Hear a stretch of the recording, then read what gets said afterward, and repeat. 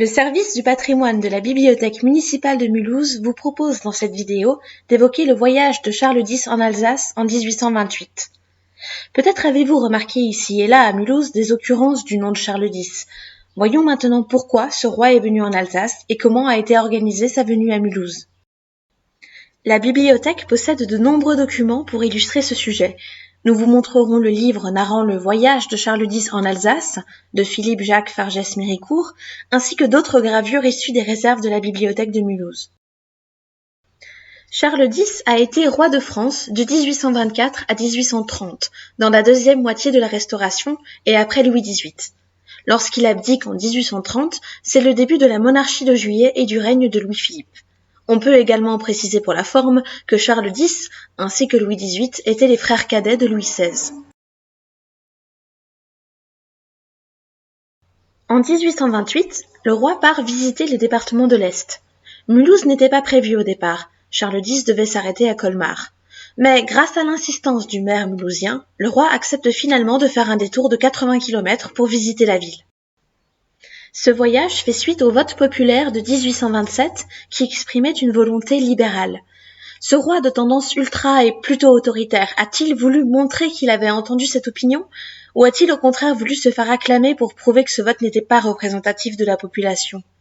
Le besoin d'affirmer la légitimité de son règne l'a en tout cas poussé à accepter ce détour. Lorsque les conseillers du roi confirment au maire de Mulhouse que Charles X a décidé de s'y rendre, la ville a 3 semaines pour tout préparer.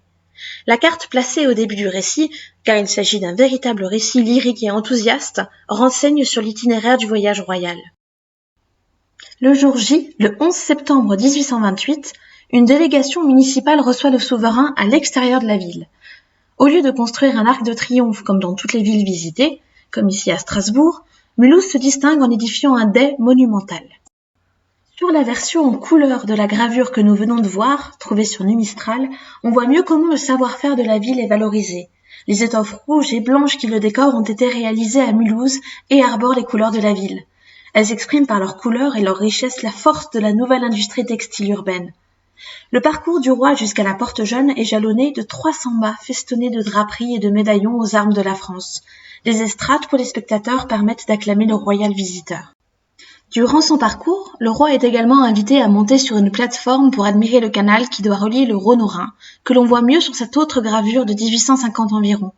Ce canal, commencé en 1784 et terminé fin 1832, relie la Saône, affluent du Rhône, et le Rhin. Il est décrit comme cela dans le livre sur le voyage du roi. Monument, non moins utile que gigantesque, commencé par un grand génie et continué par 2 princes qui ont su comprendre que la véritable gloire des rois consiste à assurer le bonheur et la prospérité des peuples par des institutions libérales et par des entreprises dignes d'une grande nation.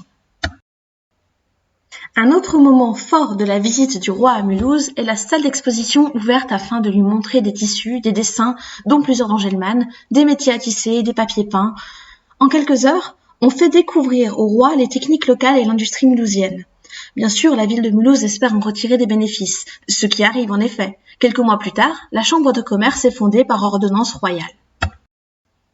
Autre trace du passage du roi à Mulhouse, le nouveau quartier, dont on voit ici des représentations par Engelmann, et surnommé un temps quartier Charles X en l'honneur du royal visiteur. Notons que l'arc de triomphe de cette gravure, à la gloire du commerce et de l'industrie, n'a jamais été construit. Il s'agissait seulement d'un projet pour orner cette place triangulaire originale et bordée de colonnades inspirées de la rue de Rivoli à Paris. Cette dernière gravure, déposée sur Gallica par la Bibliothèque nationale universitaire de Strasbourg, montre le départ de Mulhouse depuis la place du quartier Charles X. La confiance entre le roi et Mulhouse semble donc établie. Comme le dit Charles X à M. Blanchard, maître de Mulhouse, « Monsieur Blanchard, dites à vos administrés combien je suis satisfait. Le 11 septembre est un beau jour, jamais je ne l'oublierai. »